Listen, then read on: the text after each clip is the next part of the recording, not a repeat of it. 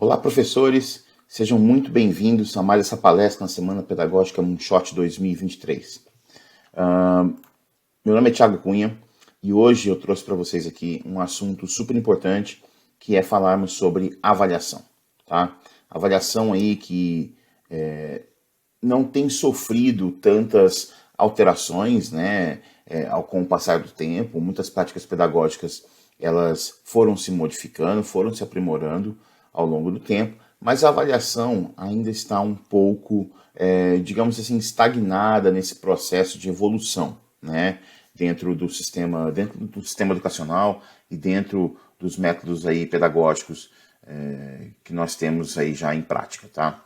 Então, meu nome é Thiago Cunha, eu sou coordenador pedagógico, eu já atuei como professor de geografia, professor de design thinking, eu sou também Google Innovator, sou educador certificado Google e trabalho com tecnologia educacional e metodologias ativas há aproximadamente 12 anos. Tá? Minha formação inicial não é na área de educação, eu sou formado em computação gráfica, né, aqui no Brasil conhecido como design gráfico, e essa formação, né, de design me faz, né, repensar com uma certa frequência as minhas práticas, porque o processo de design, o processo de criação, ele é constante, ele é cíclico, né? Ele não é um processo com um começo, meio e fim muito bem delimitados, é um processo de transformação constante, como deve ser a nossa prática pedagógica. Então eu trouxe um pouco desses elementos da pedagogia, do design, né, para dentro da pedagogia, e já atuo aí com a tecnologia educacional e metodologias ativas há aproximadamente 13 anos. Após estudar computação gráfica, eu me formei em geografia também.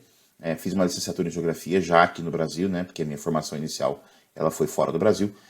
Então, veio a casar muito bem aí as duas áreas, tem tudo a ver, pedagogia com design, a criatividade tem tudo a ver, está tudo ligado uma coisa com a outra. Então, é sobre isso que nós vamos falar hoje. Bom, para iniciar a nossa conversa aqui, você já deve ter visto essa tirinha, né, ou essa mensagem, né? Para uma seleção justa, todo mundo deve fazer o mesmo exame. Por favor, subam naquela árvore, né? Parece óbvio, mas não é, né? O que nós vemos hoje na sala de aula é assim, poxa, é verdade, nós não podemos avaliar todos os alunos da mesma forma, mas eles ainda são avaliados dessa forma, né? Então, acaba não sendo justo, os processos seletivos não são justos, né? O próprio processo de avaliação dentro da escola, ele não é justo porque justamente esse processo de aprendizagem, ele muitas vezes é desalinhado de como as avaliações ocorrem, né? Então é isso, né? Cada aluno tem as suas habilidades, desenvolve as suas habilidades de uma maneira específica, aprendem em ritmos diferentes, mas no final de um ciclo avaliativo, nós sempre desejamos que eles façam exatamente a mesma avaliação. Então é sobre isso que nós vamos conversar hoje. E para trazer um pouco mais de contexto para essa apresentação, nós precisamos entender que nós estamos vivendo na era de maior estímulo informacional e audiovisual da história. Tá? Nós somos bombardeados constantemente na mídia, nas notícias, quando nós acessamos as redes sociais, quando nós interagimos uns com os outros, quando estamos na rua, né? Nós somos bombardeados constantemente por informações e estímulos audiovisuais, né? E aqui essa imagem ela é muito legal porque ela traz, né, justamente a evolução da leitura, né? Como era feita a leitura antigamente, né? Começamos lá com as pinturas rupestres nas cavernas e aí né, passamos a registrar em tabletes de madeira ou de pedra informações como nós gostaríamos que elas fossem lembradas, né? Depois passamos ao desenvolvimento do papel, passamos a resgatar isso e registrar essas informações em pergaminhos e depois conseguimos compilar essas informações em livros mais densos, com mais informações e hoje um dispositivo móvel você tem tudo à sua mão. Os nossos alunos têm tudo que eles precisam para o seu aprendizado, né? Para buscar informações para o seu aprendizado na palma da mão, no smartphone, num tablet ou na tela de um computador. Então, isso nós precisamos entender. Nós estamos vivendo a era de maior estímulo informacional e audiovisual da história. O YouTube, maior plataforma de vídeos do planeta, ela também recebe atualizações constantes. ela também recebe vídeos constantes, afinal de contas ela vive desses vídeos, ela vive, né, desse conteúdo que é criado pelos internautas e que é então carregado para dentro da plataforma. E hoje, cerca de 400 horas de conteúdo são carregados para o YouTube por minuto. É uma quantidade de informações absurda e esse número aqui provavelmente já está desatualizado, tá? Então, nós recebemos informações, o YouTube recebe informações e, obviamente, aqui nós estamos falando de criações que podem ser cortes, análises, enfim. As pessoas estão cada vez mais produzindo conteúdo, elas estão nas redes, isso está contribuindo para aquele estímulo audiovisual que nós falamos no slide anterior. Então, olha só, olha a quantidade de informação sendo carregada para uma única plataforma por minuto. Não existe nenhuma chance de você, professor, você, professor, ficar antenado com tudo que está acontecendo, ficar ligado nessas informações, assistir essa quantidade absurda de vídeos, não dá, simplesmente não dá. Não há tempo de vida suficiente para que nós possamos consumir toda essa informação, tá? Então isso vai também afetar, obviamente, a nossa prática pedagógica, pois, afinal de contas, como nós falamos anteriormente, as informações estão disponíveis na palma da mão. Então, como nós temos que modificar nossas práticas pedagógicas, nós temos que modificar também a forma como avaliamos. E ao longo da história, a educação ela foi se transformando. Antigamente, ela era de 1 para 1, ou seja, nós aprendíamos algo com os nossos pais e essas informações eram passadas para a geração seguinte. Seja ela uma profissão, a forma de se fazer alguma coisa, ou até mesmo o letramento, o processo de alfabetização para os que dominavam a língua escrita, elas eram passadas de pai para filho, né? Ou muitas vezes as famílias que tinham mais condições conseguiam contratar professores para lecionar seus filhos, para ensinar os seus filhos a ler e escrever. Então essa informação, né, ou informação sobre as profissões, ela era passada de geração para geração, né? Só que nós tivemos aí, ao longo desse processo histórico, a Revolução Industrial. E a Revolução Industrial ela vem também criar um impacto dentro da escola. Ela vai transformar a escola, né? Ela vai transformar o método de ensino. Nós vamos então começar a agrupar os alunos por idade, vamos colocar mais estudantes dentro de um único espaço e nós podemos pegar a informação de uma pessoa, né, esse professor, esse detentor do conhecimento, ele vai então passar essa informação para um grupo maior de alunos que estão agrupados, lembrando, por idade, ou seja, a Revolução Industrial também vem para transformar a escola, modificar a forma como a escola trabalha. Então a educação ela deixa de ser de 1 para 1 e ela passa a ser de 1 para muitos. Então agora nós temos um professor ou uma professora lecionando muitas crianças ao mesmo tempo, né? E nós sabemos muitas vezes a realidade das escolas. Nós temos aí salas com mais de 40 alunos, salas lotadas, muitas vezes sem muito espaço para que se faça um trabalho diferenciado, porque o volume de alunos é realmente muito grande, né? Então, para se gerenciar todo esse espaço, para que se tenha uma relação afetiva com os alunos, para que o aprendizado possa acontecer na emoção, ele fica cada vez mais difícil, né? Só que agora, com o que nós estamos vendo, nós estamos passando por uma outra fase, né? Ou já passamos para essa outra fase, e talvez a escola, né, não esteja ainda pensando nesse sentido, né? De, poxa, como é que a escola vai se adaptar a essas informações da forma como estão acontecendo agora? Porque agora, pessoal, o 1 para 1 foi de 1 para 1 para 1 para muitos, e de 1 para muitos agora ele passou a ser de muitos para muitos. Eu posso dominar uma habilidade específica e eu posso ensinar essa habilidade para outra pessoa. Isso faz com que o conhecimento se torne cada vez mais fluido, ou seja, ele começa a viajar, né, a passar aí pelas redes, pelo uso da internet, passa então para uma outra fase onde todo mundo aprende com todo mundo.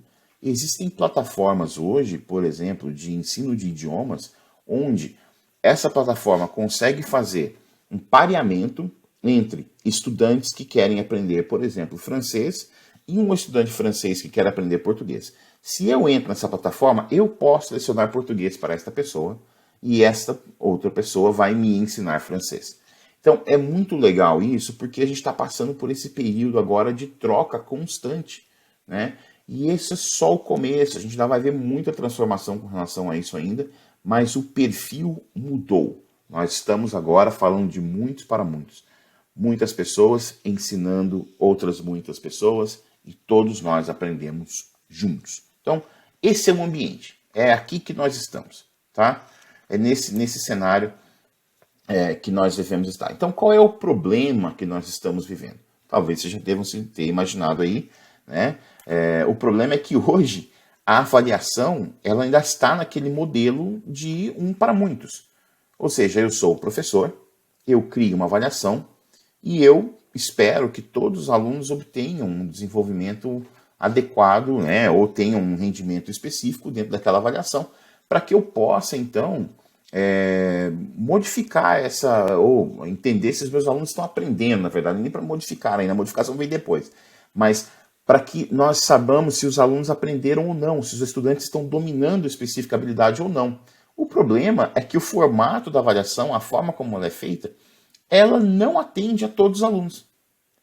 E, consequentemente, nós temos aí uma porcentagem dos alunos na sala de aula que acabam ficando para trás. E ficando para trás, eu não digo que são alunos que reprovam, mas são alunos que não se sentem inseridos dentro de um processo educacional onde a avaliação atende àquela necessidade. Então, se eu vou fazer uma aula diferente, se eu vou utilizar uma metodologia ativa, se eu vou utilizar um projeto, se eu vou fazer uma avaliação uma atividade diferenciada, por que é que no final do ciclo eu exijo a mesma avaliação? Por que não modificar essa avaliação também, né? Então, olha aqui um exemplo de como isso pode ser feito, tá? Aqui eu trouxe uma ferramenta, né, ou um método que é chamado de Choice Board, tá? E aqui um assunto era o Império Romano, tá? Ou a queda do Império Romano. Nesse caso, olha só, esse Choice Board, ele funciona exatamente como um jogo da velha, tá? Então, todos os estudantes começam aí por essa parte central, onde nós vemos aqui, comece aqui, tá? Essa caixa é obrigatória, todos os alunos devem passar pelo centro, tá? Então, qual seria essa atividade central que todos os alunos devem fazer, né? Assistir um vídeo de 3 minutos sobre a queda do Império Romano. Um vídeo curto, 3 minutos, que vai trazer, né, aí faz parte da sua curadoria como professor, vai trazer para os alunos aquela inspiração inicial, aquela informação inicial que vai nortear o trabalho pedagógico, tá? Então, eles vão começar pelo centro. A partir daí, eu, estudante, posso escolher qual é a forma que eu quero aprender ou a forma como eu quero demonstrar o meu aprendizado. Então, por exemplo, eu posso escolher ler um artigo postado. Se eu for aqui no método de aprendizagem 1, eu posso ler um artigo que eu postei no Google Classroom, por exemplo, sobre o cristianismo no Império Romano. Como eu já passei pelo centro, eu devo obrigatoriamente fazer a aprendizagem ativa 1. Escreva um texto argumentativo sobre a importância do Estado laico nos tempos atuais. Então, olha só, eu apresentei uma informação inicial, nós fomos aprofundar esse assunto, no caso era o cristianismo dentro do Império Romano, e agora eu estou pedindo para eles o quê? Um texto argumentativo do porquê o Estado precisa ser laico. Isso vai envolver pesquisa, isso vai envolver um trabalho de consulta, de análise, enfim. Então, nós estamos falando aqui de um processo de escolha, de personalização. Ah, eu não quero ler um artigo, eu posso assistir uma outra videoaula? Pode, por exemplo. Se o aluno escolher o método de aprendizagem 3, ele vai assistir uma videoaula no Khan Academy sobre a divisão do Império Romano, né? Quando ele fica separado ali em dois Impérios do Ocidente e do Oriente. Então, se eu escolhi o método de aprendizagem 3, eu vou obrigatoriamente passar pelo meio, como eu já passei, e aí a aprendizagem ativa 3 utilize o Flipgrid, ou Flip agora, né? Para gravar um breve vídeo sobre a divisão no Império Romano. Então, eu começo com uma informação básica, passo para uma outra informação, onde ele vai assistir uma nova videoaula, e depois vai se produzir algo criativo com isso, tá? Então aqui, pessoal, é uma ideia de como nós podemos personalizar essa aula com esse choice board, né, esse painel de escolhas, e como é que nós fazemos uma atividade de entrega. E essa atividade de entrega, essa aprendizagem ativa ali, que é o que o aluno vai entregar, ele pode ser usado no processo avaliativo. Porque o que nós estamos falando aqui, e nós vamos entender daqui a pouco, é um dos tipos de avaliação. Existe uma avaliação que ela precisa acontecer todos os dias na sua aula. Independente se você é professor de história, matemática, ciências, enfim, isso não importa. Existe uma avaliação que tem que acontecer todos os dias, tá? E quais são essas avaliações? Tá? Essa avaliação que precisa acontecer todos os dias é a avaliação formativa, é a que está bem ao centro aqui. Tá? Por que a avaliação formativa é importante? Porque é ela que fornece o feedback para os alunos. É ela que faz a devolutiva para que os alunos entendam se eles estão aprendendo ou não um específico conteúdo.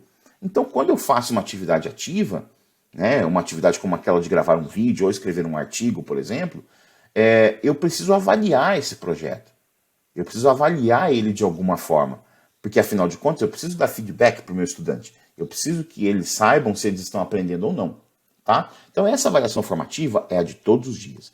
Ela tem que acontecer ao final de todas as aulas. E aqui, vale lembrar, existe um backwards design, né, que é o começar pelo fim. Então, eu preciso primeiro pensar em como eu vou avaliar essas atividades, como eu vou coletar informação sobre elas, como que os alunos vão receber um evolutivo sobre essa avaliação, e aí sim eu planejo minha aula. Então, o primeiro passo no seu planejamento é sempre pensar na avaliação. Onde você quer que o seu aluno chegue.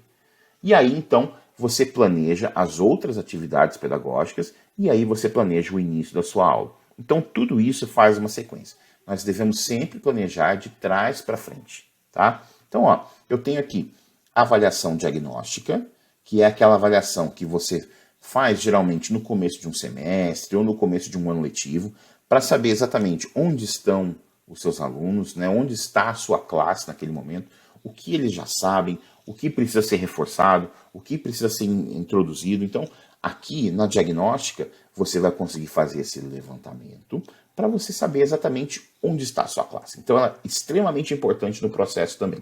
Tá? A formativa, que é aquela avaliação de todos os dias, como eu falei para vocês, na minha visão, é a mais importante. É a que tem que acontecer sempre, é a que tem que acontecer todos os dias. Tá? E a avaliação somativa. A avaliação somativa é aquela que você faz ao final de um ciclo, ao final de uma sequência didática, ao final de uma unidade, ao final de um processo pedagógico, enfim. Então, a avaliação somativa é aquela que vem fechar. E é aqui, muitas vezes, que vem aquelas provas. É aqui que aparecem as provas, as avaliações formais, com o cabeçalho da escola, sabe? Aquela estrutura de avaliação como nós conhecemos mais formalmente. É aqui que ela acontece. Então, olha só. Eu tenho uma avaliação diagnóstica, onde eu vou coletar informações sobre a minha classe, depois eu tenho uma formativa que acontece todos os dias, e uma avaliação formativa que fecha esse processo, que fecha esse ciclo pedagógico, esse ciclo de aprendizagem. Tá? Então, todas essas avaliações devem acontecer. Tá? E principalmente na formativa, talvez aqui seja onde nós tenhamos mais problemas, é porque essa avaliação formativa muitas vezes é o mesmo formato para todo mundo. E essa avaliação formativa ela não precisa ser uma prova. Ela não precisa ser uma avaliação formalzinha. Ela pode ser uma avaliação, pode ser um projeto com uma estrutura bem legal, com rubricas, enfim, a gente vai falar um pouquinho disso também. Mas a somativa, ela não necessariamente precisa ser uma prova. Porque a prova, ela não atende todo mundo. E a gente, por causa dos estímulos audiovisuais que nós recebemos, nós temos vivenciado um período de atenção nos estudantes cada vez menor.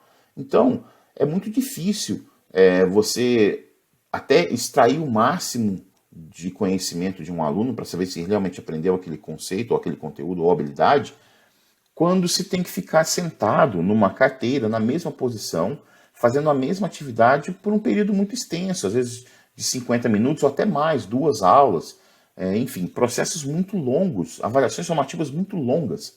Né? Então, se a gente está falando que um span aí, o attention span, né, o período de atenção, se ele está se encurtando, por que nós vamos fazer isso e exigir uma avaliação onde os alunos precisam ficar muito tempo dentro desse processo de avaliação? Né? Então, essa avaliação formativa também pode ser diferente.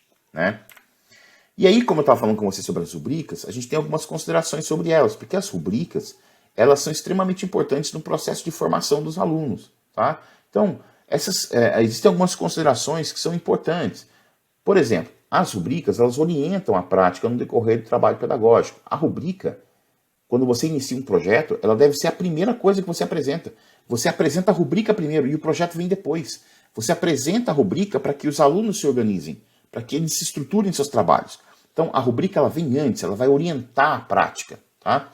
Ela vai estabelecer também os critérios de avaliação, que é exatamente o que você busca, o que você procura naquele trabalho, o que você procura naquele projeto, certo? Então, ele vem para isso, para estabelecer esses critérios de avaliação também, para que você consiga extrair dados depois, tá?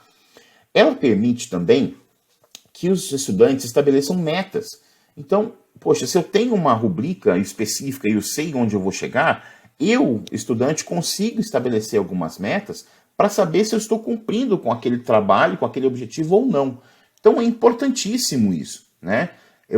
Isso permite que os alunos criem seu próprio plano de aprendizagem, seu próprio plano de desenvolvimento, né? Como eu disse anteriormente, crie suas rubricas cedo, no início do trabalho pedagógico, ou até mesmo no início do ano letivo. Tá? Se você vai trabalhar com um aprendizado orientado a projetos, você pode ter uma única rubrica que serve para praticamente quase todos os seus projetos. Depende de como você vai estruturar. Eu vou até trazer um modelinho para vocês aqui que pode ser adaptado de uma forma muito simples para que vocês consigam, os alunos tenham conhecimento dessa rubrica, né? E é claro, as rubricas também vão facilitar o quê? A sua devolutiva.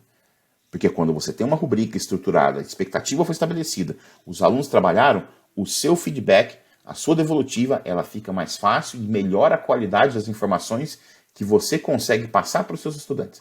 Então, é importante, a rubrica ela deve se fazer presente dentro do processo pedagógico de avaliação coeso, onde nós tenhamos todos os alunos aprendendo o mesmo conteúdo de maneiras diferentes e sendo avaliados dentro de uma única expectativa, que é muito mais interessante do que uma avaliação, tá? Então, uma avaliação que eu digo, uma prova formal, tá? Então, vamos pensar numa situação assim, né? Poxa, eu sei onde os alunos querem chegar e eu sei quais habilidades têm que ser desenvolvidas. E se o foco do seu processo pedagógico está no desenvolvimento de habilidades, a rubrica faz muito mais sentido do que uma prova, tá? Então, é importante a gente ter isso em mente também. Aqui eu tenho uma rubrica, ó, de desempenho para projetos. Nesse caso, o projeto era criar um jogo. Então, quais são os critérios aqui? Né? Eu tenho o design aqui, ou desenho, né? Se o jogo é atrativo visualmente, se ele possui variedade de cores, se as regras são claras. Então, aqui é o design do jogo, a construção do jogo. Né? O conteúdo, né? Contém todos os conteúdos a trabalhar dentro do jogo? Ou seja, ao jogar, eu consigo aprender algo com isso? Então você pode transformar um conteúdo num processo de aprendizagem que é feito através de um jogo. E você não precisa criar esse jogo, os estudantes podem criar esse jogo para você. Então, esses conteúdos eles têm que estar presentes dentro do jogo. Tá? O conhecimento, todos podem aprender facilmente através do jogo. Então eu estou avaliando se durante o jogar eu consigo aprender aquele conteúdo específico ou aquele objeto do conhecimento que foi trabalhado na sala de aula. Então, aqui fica mais um critério. E o trabalho colaborativo.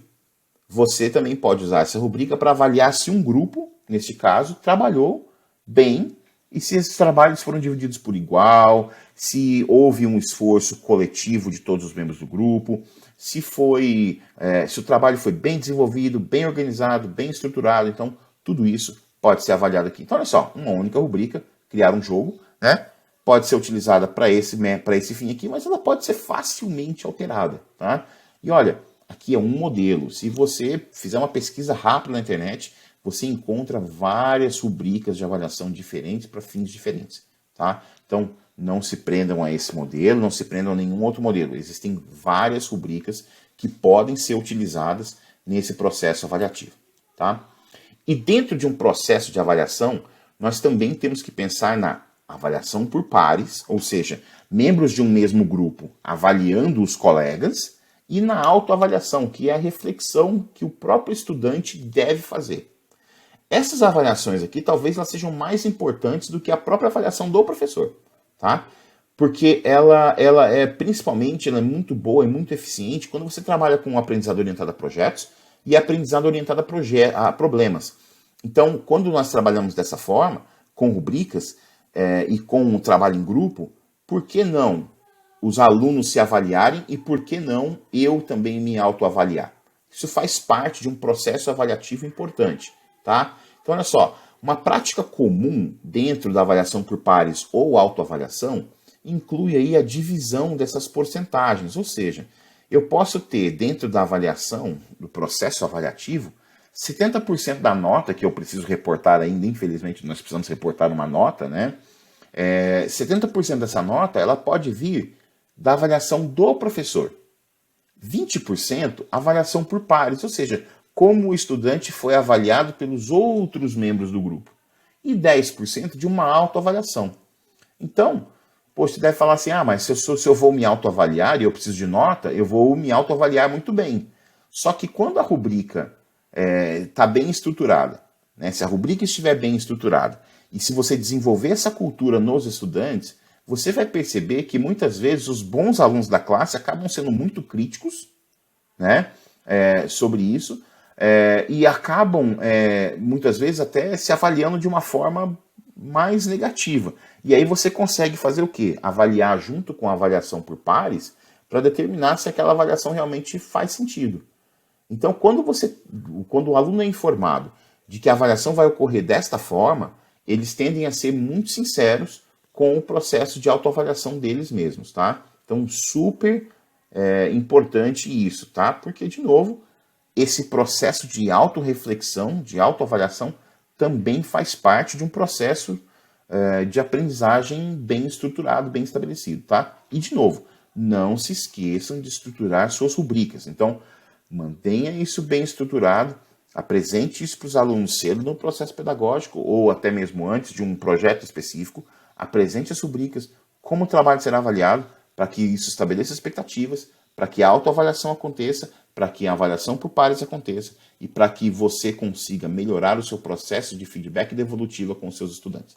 Então, super importante, estruture bem suas rubricas para dar sequência, tá? Aqui, ó, eu tenho uma outra rubrica que fala que pode ser utilizada tanto para autoavaliação ou para avaliação por pares, né? Então, por exemplo, aqui eu avalio o processo de pesquisa, trabalho colaborativo, envolvimento na construção do projeto, entendimento e aprendizado acerca do tema trabalhado. Então, quando nós fazemos um trabalho em grupo, principalmente um trabalho colaborativo, que é super importante, talvez tenha que ser aí o mais utilizado na sala de aula, né? Existem momentos de trabalho individual também, mas o trabalho colaborativo, o trabalho coletivo, ele é muito importante. Esta rubrica aqui pode ser utilizada para avaliar, né, tanto na avaliação por pares, como na autoavaliação, para saber exatamente onde é que, né, como é que o grupo trabalhou, como é que os alunos se autoavaliam ali. Então, é importante isso, tá? Essa rubrica também pode ser facilmente alterada. Existem outras rubricas de autoavaliação e avaliação por pares que você consegue encontrar na internet. E com pequenos ajustes, você pode transformar essa rubrica aqui em algo que faz sentido para a sua aula, para a sua disciplina, tá? Então, importante, vamos ter isso em mente, autoavaliação e avaliação por pares, né? Lembrando que a tecnologia, ela é sua aliada nesse processo, tá? O processo avaliativo, ele pode acontecer de várias formas e você pode utilizar ferramentas gratuitas online para fazer esse processo de avaliação, para até facilitar o seu processo de feedback, aumentar aí um pouco a velocidade com que você fornece esse feedback para os alunos e também para coletar dados, para que você possa modificar a sua instrução, para que você traga na próxima aula algo que está bem alinhado com as necessidades da sua turma, tá? Então, olha só, aqui eu tenho o Quizzes, Kahoot e Quizlet, que são ferramentas um pouco parecidas, são bem similares, na verdade, trabalham com quizzes, né, ou pequenos testes, né, ou avaliaçõezinhas online, que são perguntas muitas vezes de múltipla escolha, tá? E que pode ser feito aqui um trabalho em equipe, né? Você pode, algumas dessas plataformas oferecem uma competição, né? E é muito legal isso, porque gamifica um pouco o processo também, mas ele ao mesmo tempo ele fornece uma ferramenta importante para você coletar dados. Então os alunos gostam de jogar, eles gostam dessa competição, principalmente Kahoot, né? quando a musiquinha do Kahoot toca, todo mundo fica, né, aquilo aumenta muito a ansiedade dos alunos, a expectativa deles, então isso é muito legal. Então, essas 3 ferramentas servem para isso. O Plickers, ele também é uma ferramenta super interessante, mas ele trabalha com QR Codes. Então, você imprime um QR Code para cada estudante, eles podem colar isso na capa de um livro, na capa de um caderno, e dependendo da posição em que esse QR Code fica, o seu celular, né, você usa o seu celular para escanear a classe, e ele coleta todos esses QR Codes, vê a posição em que eles estão e coleta as informações, né, através de perguntas de múltipla escolha, e ele consegue fazer um compilado exatamente de quais alunos estão acertando mais, quais alunos precisam aprender habilidades específicas ou ter algum conteúdo revisado para eles, né? Então, isso é importante, te ajuda na estruturação, aí, na forma como você estrutura a sua aula, tá? Então, é muito legal o Plickers também, super vale a pena. O Edpuzzle, você pode utilizar qualquer vídeo do YouTube e transformar isso numa aula. Então você pode utilizar trechos de vídeos e você pode inserir perguntas ao longo desses vídeos, né? Podem ser perguntas de múltipla escolha ou perguntas abertas, dissertativas. E nessa ferramenta do Edpuzzle, você pode utilizar ele principalmente, é onde eu mais utilizava, na sala de aula invertida, porque você pode então utilizar esse vídeo para que esse conteúdo seja aprendido em casa, e ao mesmo tempo que os alunos aprendem esse conteúdo em casa, você também consegue coletar dados sobre ele, tá? Então você tem aí já uma expectativa de como seus alunos vão chegar para a sua aula no dia seguinte. Então, para a sala de aula invertida, ele é excelente, tá? O Go Formative também é uma ferramenta muito importante e ele pode ser utilizado para fazer aquela avaliação formativa de final de aula. Então, super recomendo. E aqui o Padlet, talvez é uma das mais populares no meio educacional, que permite a construção de murais eletrônicos, linhas do tempo, enfim. Então, ele traz uma possibilidade também de você coletar esses links de Padlets e avaliar o processo criativo dos estudantes, né? E o Wix e o WordPress, que são ferramentas para construção de sites, que já são ferramentas para vão trabalhar um pouco mais com a escrita e desenvolvimento de sites. Existem outras ferramentas aqui, eu não quis colocar as ferramentas do Google aqui, mas existem várias outras ferramentas, o Google Forms, o Google Docs, o Google Sites, que também conseguem, nós conseguimos utilizar essas ferramentas para ilustrar um pouco mais esse processo de avaliação ao final da aula. Então, a avaliação, ela precisa ser diferenciada, ela precisa ser personalizada, assim como nós precisamos personalizar as atividades para os estudantes, nós também precisamos personalizar a avaliação. Talvez isso seja muito difícil de ser feito, afinal é uma prática que está intrínseca quase aí com os professores, que é essa avaliação por testes, né, por provas. Nós conseguimos transformar isso, existe muito espaço para que isso seja feito, mas nós precisamos dar um passo à frente e transformar a forma como nós avaliamos. Lembrando que nós estamos num mundo altamente, onde somos bombardeados constantemente com estímulos informacionais e audiovisuais, o período de atenção dos alunos está cada vez mais curto, e isso precisa ser levado em consideração quando nós planejamos as nossas aulas. Então, a avaliação, ela vem também para que o estudante saiba onde ele está, para que você saiba onde eles estão e para que você possa fazer, professor, uma modificação no seu processo pedagógico. Eu quero agradecer muito a presença de vocês aqui nessa palestra. Meu nome é Thiago Cunha, mais uma vez. Aqui está o meu contato, tem o meu e-mail pessoal. Nas redes sociais, vocês me encontram no @thiagodpcunha. Então eu compartilho muita coisa nas redes sociais, principalmente no Instagram, onde eu posto mais conteúdos pedagógicos. Então não deixem de me seguir. Foi um enorme prazer estar aqui com vocês. Espero encontrá-los em breve. Um grande abraço e até a próxima. E aí, gostou dessa palestra?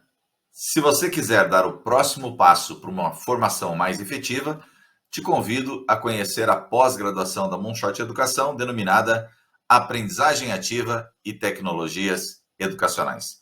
Durante os dias da Semana Pedagógica Moonshot, teremos condições especiais. Se eu fosse você, não perderia mais tempo e começaria agora mesmo abrindo essa imagem que está no QR Code aqui ao lado. E ali você vai encontrar todas as informações dessa incrível pós-graduação. estaremos te esperando. Até lá.